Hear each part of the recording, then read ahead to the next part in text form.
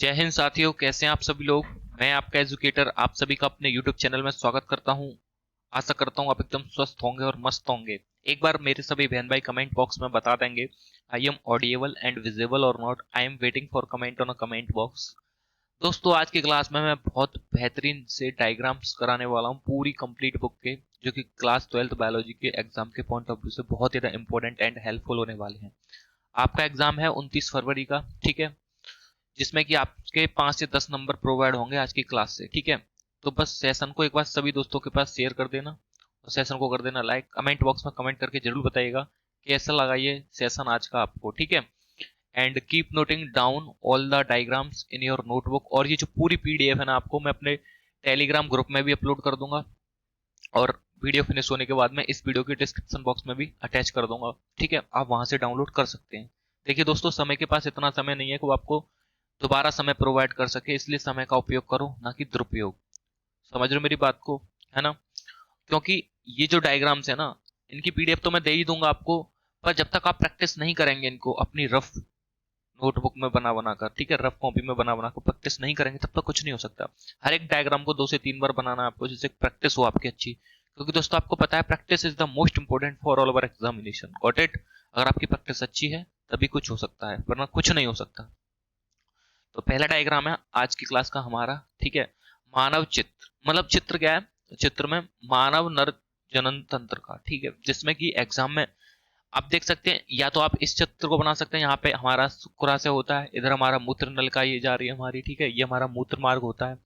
यहाँ पे प्रोटेस्ट ग्रंथि, ठीक है, उपस्थित होती है हमारे, ठीक है, टेस्टिस के पास में। और ये हमारा मूत्राशय, जहाँ पे मूत्र इकट्ठा होता है। ये शुक्रवाहक होते हैं, ठीक है। ये वृषण कोष होते हैं, ये वृषण कोष जिसके अंदर टेस्टिस उपस्थित होते हैं, वृषण उपस्थित होते हैं वृषण कोष में, ठीक है। यहाँ पर टेस्टिस उपस्थित होते हैं। तो यहाँ पे इस तरीके हमारा पेनिस होता है, ठीक है। तो यहाँ पे इस तरीके से आप इस डायग्राम को बना सकते हो। ये डायग्राम एग्जाम में मोस्ट इंपोर्टेंट है, आपके एग्जाम के पॉइंट ऑफ व्यू से हर साल लगातार पूछा ही जाता है, ठीक है। Next diagram on your screen क्या है, देखिए फिर कहूंगा दोस्तों, मुश्किलों से भाग जाना आसान होता है, हर पहलू जिंदगी का इम्तिहान होता है, डरने वालों को मिलता नहीं कुछ जिंदगी में, लड़ने वालों के कदमों में पूरा जहान होता है। तो पढ़िए और आगे बढ़िए, ठीक है। जो भी समय बचा है, एक हफ्ता, बिल्कुल डेडिकेशन एफर्ट के साथ मेहनत कीजिए, ठीक है। क्योंकि फिर कह रहा हूं मैं आपसे, जो हो गया उसे सोचा नहीं करते, और जो मिल रहा है उस समय आपको उसे खोया नहीं करते। हासिल उन्हें होती है तो सफलता, जो अपने वक्त और हालातों पर रोया नहीं करते। देख सकते हैं वर्ष 2023 का रिजल्ट हमारा, काफी स्टूडेंट्स ने अच्छे मार्क्स अचीव किए हैं, यहाँ पे प्राप्त किए हैं, ठीक है। यहाँ पे सेलिब्रेशन किया है हमने सभी ने। देखिए नेक्स्ट डायग्राम आज की क्लास का क्या है, ये एग्जाम में काफी बार पूछा गया है। प्रतिरक्षी पदार्थ यानी कि एंटीबॉडी भी बोलते हैं इसे, ठीक है। एंटीबॉडी की संरचना किसकी दोस्तों, एंटीबॉडी, एंटीबॉडी प्रतिरक्षी पदार्थ की संरचना का सचित्र वर्णन करो, ठीक है। यहाँ पे इस तरीके से हमारा ये डायग्राम बनता है, जो कि आपके एग्जाम के पॉइंट ऑफ व्यू से बहुत ज्यादा इंपॉर्टेंट है। डायग्राम कोई सा भी हो, आपको प्रैक्टिस करनी है, हर एक डायग्राम 4 से 5 बार रफ कॉपी में बना के करना। और हाँ, इनके ये जो नाम होते हैं ना, जैसे प्रतिजन क्रियास्थल और प्रतिजन क्रियास्थल, ये दोनों एक समान है, ठीक है। ये हल्की श्रृंखला है, ये हल्की श्रृंखला है दोनों साइड में, और ये क्या है आपकी भारी श्रृंखला। तो मतलब ये मेरा कहने का, आई विल से यू, कि जो भी आप डायग्राम बनाएं, आप उनकी हिंदी जो भी पार्ट्स होते हैं ना, उनके पार्ट, ठीक है, उन पार्टों को, यहाँ पे ये पार्ट है हिंदी में जो लिखे हुए हैं, इन पार्ट्स को लिखना, आपको भागों को लिखना जरूरी है, ठीक है, नोटबुक के अंदर। बहुत से बच्चे ये गलती कर देते हैं, डायग्राम बना देते हैं, पर जो पार्ट्स होते हैं वो नहीं लिख के आते, भाग जो होते हैं डायग्राम के, तो नंबर पूरे नहीं प्राप्त होते हैं, ठीक है। चलिए देखिए नेक्स्ट क्वेश्चन, आज के क्लास का नेक्स्ट डायग्राम है हमारा, मानव मादा जनन तंत्र का सचित्र, ठीक है। क्या है, तो देख सकते हैं, आप बना सकते हैं जैसे भी आप पे सिंपल तरीके से हाई बनाना। पर इनके जो नाम होते हैं ना, ये जो नाम होते हैं, इनको लिखना बहुत ही ज्यादा इंपॉर्टेंट है आपके लिए, कि जब तक आप इनको नहीं लिखेंगे नामों को, ठीक है, इनके पार्ट्सों को नहीं लिखेंगे, तब तक आपको पूरे नंबर प्राप्त नहीं होंगे। समझ रहे मेरी बात को, क्या कहना चाह रहा हूं मैं आपसे, ठीक है। देखिए फिर कहूंगा, हारता वो है जो शिकायत बार बार करता है, और जीतता वो है जो कोशिश 1000 बार करता है। तो कोशिश प्रैक्टिस करनी है डायग्रामों की, बहुत सिंपल। और हाँ, इतनी मेरी गारंटी है, आपके एग्जाम के पॉइंट ऑफ व्यू से सभी के सभी इंपॉर्टेंट एग्जाम है, जो आपके 2024 में 101%, ये मेरे 7 से 8 डायग्राम होंगे, ठीक है। इन डायग्राम के अंदर से ही आपके दो, एक जो भी डायग्राम आएंगे यहीं से आएंगे, इधर से आउट कोई भी नहीं जाएगा आपका diagram. This is my challenge for your board examination, ठीक है। देखिए फिर कह रहा हूं मैं, अगर आप किसी चीज को सीखने की इच्छा नहीं रखते हैं तो फिर तुम्हें कोई भी नहीं सिखा सकता। अगर आप किसी भी चीज को सीखना चाहते हैं तो फिर तुम्हें कोई भी नहीं रोक सकता है, ठीक है। ये डायग्राम है आपके एग्जाम के पॉइंट ऑफ व्यू से बहुत ज्यादा इंपॉर्टेंट है, ठीक है। जिसके जो भाग जो है जरूरी नहीं आप पूरे लिखें, कोई भी, जैसे आपका ये न्यूक्लियस है, आपको पता है केंद्रक है, तो यहाँ पे मतलब कोई से भी 6-7 मेन इंपॉर्टेंट पॉइंट्स आपको लिख के जरूर लाने, ठीक है। पूरे नाम ना याद आए इनके, थ्योरी वाले, आर्ट्स वाले, तो कोई बात नहीं है, कम से कम नाम लिख के जरूर लाने आपको, ठीक है। देख सकते हैं यहाँ पे ये वर्ष 2023 का रिजल्ट है, काफी स्टूडेंट्स ने अच्छे मार्क्स अचीव किए, देख सकते हैं आप बायोलॉजी के अंदर भी, ठीक है, केमिस्ट्री फिजिक्स के अंदर भी, ठीक है। चलिए नेक्स्ट क्वेश्चन, डीएनए तथा आरएनए में अंतर तो आता ही आता है, ठीक है। और केमिस्ट्री में क्लास 12th में जय बड़ू हमारा बायोमोलिकुल्स एक चैप्टर, वहां से भी ये क्वेश्चंस बनते हैं, ठीक है। Structure of DNA by Watson and Crick, मतलब डीएनए तथा डीएनए की द्विकुंडलित संरचना सचित्र, ठीक है, जो कि वॉटसन और क्रिक के द्वारा प्रस्तुत की गई है। तो यहाँ पे इसकी जो बेस लिया गया होता है, ठीक है, आधार जो 34 एंगस्ट्रॉम लिया गया होता है, मतलब यहाँ पे ही आपको एडेनिन, साइटोसिन, ग्वाइनिन, थाइमिन, मतलब इन सब के बदले में बॉन्ड जो होते हैं वो भी आपको आने चाहिए। तो ये डायग्राम आपके एग्जाम के पॉइंट ऑफ व्यू से काफी ज्यादा इंपॉर्टेंट है, 101% यहाँ से क्वेश्चन आना ही आना है, ठीक है। याद रखना इस चीज को, तो नोट कर लीजिएगा। आज की क्लास जो हमारी 5 से 10 मिनट की होने वाली है, पर बहुत बेहतरीन क्लास होगी, ये मेरा आपसे चैलेंज है। यहीं से क्वेश्चन आपको 5 से 10 नंबर की क्लास में ही 5 से 10 नंबर ही आपको मिलेंगे, ठीक है। मानव अंडाणु की संरचना देख सकते हैं आप, जो फीमेल एग होते हैं, अंडाणु, उसकी संरचना कैसी होती है, इस तरीके से होती है, जिसके अंदर यहाँ पे आपका क्या उपस्थित होता है, एक न्यूक्लियस उपस्थित होता है, ठीक है, केंद्रक। बाहर जो आपकी पीतक कला होती है, क्या होती है, पीतक कला। अंदर यहाँ पे जो भरा हुआ होता है, ये आपका जो भरा हुआ है, ठीक है, उसके कोशिका द्रव्य बोलते हैं। जोना पेलुसिडा भी बोलते हैं, जो बाहर की जो ये लेयर होती है।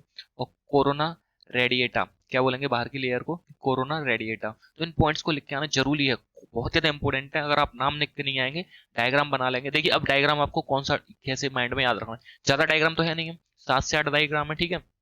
जब तक आप डायग्राम की प्रैक्टिस नहीं करेंगे, बना बना के 2-4 बार रफ में नहीं लिखेंगे, देखिए हमारा पढ़ने में मन जब नहीं करता, जब हम कॉपी किताब लेके ही नहीं बैठते हैं। जब तक हम लेके बैठेंगे तभी तो हमारा मन करेगा पढ़ने में, है ना। समझ रहे हो मेरी बात को। देखिए अब क्या सफलता पाएगा वो जो रहता निर्भर गैरों पर, मंजिल तो उसके कदमों में है दोस्त जो चलता अपने पैरों पर। हमारे हमसे बड़े सिर्फ और सिर्फ हमें बस डायरेक्शन यानी कि सलाह दे सकते हैं, ठीक है, एडवाइस। पर अपने जीवन को बेहतर और अच्छा बनाने के लिए ना, उस डायरेक्शन पर, उस सलाह पर हमको खुद ही स्वयं चलना होगा, समझ रहे हो। और मेरे दोस्त, जो मेहनत पर भरोसा करता है ना, वो कभी किस्मत की बात नहीं करता है। तो अपनी प्रैक्टिस कीजिए, ठीक है, मेहनत कीजिए। देख सकते हैं मानव में शुक्राणु, किसकी दोस्तों, शुक्राणु, शुक्राणु की संरचना है ये।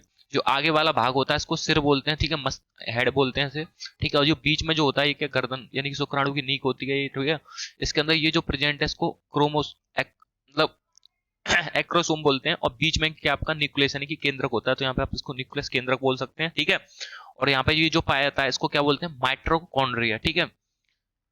और इसकी शेप कैसी होती है, स्पेरिकल शेप होती है। यहाँ पे क्या है, आपका माइटोकॉन्ड्रिया है इधर, ठीक है, गॉट इट। और ये आपकी बीच में जो भरी हुई है ये आपकी, ठीक है, ये क्या आपकी प्लाज्मा मेम्ब्रेन है, क्या भाई आपकी ये प्लाज्मा मेम्ब्रेन है, ठीक है। याद रखिएगा पॉइंट्स को, ये क्या आपकी प्लाज्मा मेम्ब्रेन।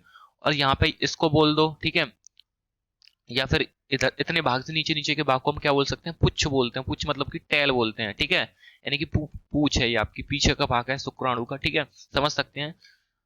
तो यहाँ पे देख सकते हैं एग्जाम के पॉइंट ऑफ व्यू से बहुत ज्यादा इंपॉर्टेंट है। फिर कहूंगा आपसे, keep noting down all the diagrams in your notebook. कोई बात नहीं, आप डायग्राम को नोट ना करें साथ के साथ, फिर भी मैं इसकी पीडीएफ आपको इस वीडियो के डिस्क्रिप्शन बॉक्स में भी अटैच कर दूंगा, अपने टेलीग्राम ग्रुप में भी अपलोड कर दूंगा, जहां से भी चाहे आप वहां से डाउनलोड कर सकते हैं। Got it, any problem to all of you.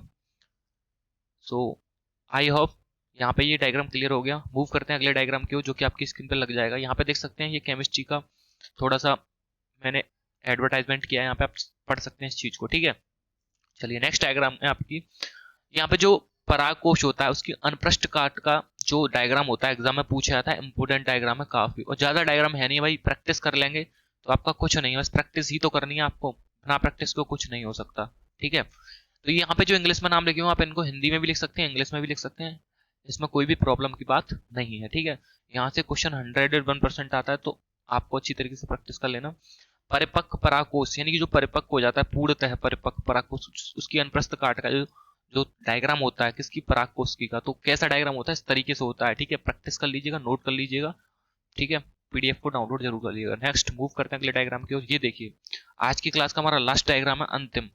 ये डायग्राम है आपका किसका, परागकण। जो आपका पुष्प होता है उसका, पुष्प के परागकोश में परागकण पाए जाते हैं। क्या, पुष्प के परागकोश में परागकण पाए जाते हैं, ठीक है। और वर्तिका, और ये वर्तिकाग्र फीमेल पार्ट होता है आपका। पुंकेसर परागकोश ये आपके मेल पार्ट होते हैं फूल के अंदर, आपको पता ही होगा, ठीक है। तो परागकण जो होता है, ठीक है, परागकोश में परागकण उपस्थित होते हैं, उसमें एक परागकण कोई सा भी, मतलब परागकण का चित्र कैसा होगा उसको जूम करके देखा जाए सूक्ष्मदर्शी की सहायता से, है ना, माइक्रोस्कोप की सहायता से। तो उसका डायग्राम इस तरीके से बनता है। इस डायग्राम को आप नोट कर लीजिएगा, काफी इंपोर्टेंट डायग्राम है, ठीक है, जो कि आपके एग्जाम के पॉइंट ऑफ व्यू से इंपोर्टेंट है। 2024 लगा लेना इस पर। और जितने भी डायग्राम मैंने कराए हैं सभी के सभी इंपोर्टेंट ही हैं, ठीक है, कोई एक डायग्राम ही नहीं, स्पेशली सभी छांटे हुए डायग्राम है आपके लिए। और ये इंग्लिश में नाम लिखे होंगे न्यूक्लियस। अब ये साइटोप्लाज्म है, साइटोप्लाज्म को साइटोप्लाज्म ही बोलेंगे, न्यूक्लियस को केंद्रक बोल देंगे, ठीक है। यहाँ पे जितने भी नाम से उसको इंग्लिश में लिख दो या हिंदी में, कोई भी प्रॉब्लम की बात नहीं है। और ये पूरी पीडीएफ में अभी आपको अपने टेलीग्राम ग्रुप में अपलोड कर देता हूँ साथ के साथ में, और वीडियो के डिस्क्रिप्शन बॉक्स में भी अटैच कर दूंगा, ठीक है, डाउनलोड कर लीजिएगा। तो मिलते हैं फिर नेक्स्ट लेक्चर में। सेशन को लाइक करना, कमेंट बॉक्स में कमेंट करके जरूर बताना कैसी लगी है वीडियो आपको। तो 2 लाइन बोलता हूँ फिर से मैं आपके लिए। तारों में अकेला चांद जगमगाता है, तारों में अकेला चांद जगमगाता है, मुश्किलों में अकेला इंसान डगमगाता है, कांटों से घबराने वाले को मिलता नहीं कुछ जिंदगी में, ठीक है। फिर से ही कह रहा हूँ, कांटों से घबराने वालों को कुछ नहीं मिलता है जिंदगी में। तो इसी के ऊपर कांटों से घबराना मत मेरे दोस्त, क्योंकि कांटों में ही अकेला एक गुलाब मुस्कुराता है, ठीक है। तो पढ़िए और आगे बढ़िए। न पूछो कि मेरी मंजिल कहाँ है, अभी तो सफर का इरादा किया है, न हारूंगा हौसला उम्र भर, ये मैंने किसी और से नहीं बल्कि खुद से ही वादा किया है, खुद से ही प्रॉमिस किया है। जय हिंद, जय श्री राम।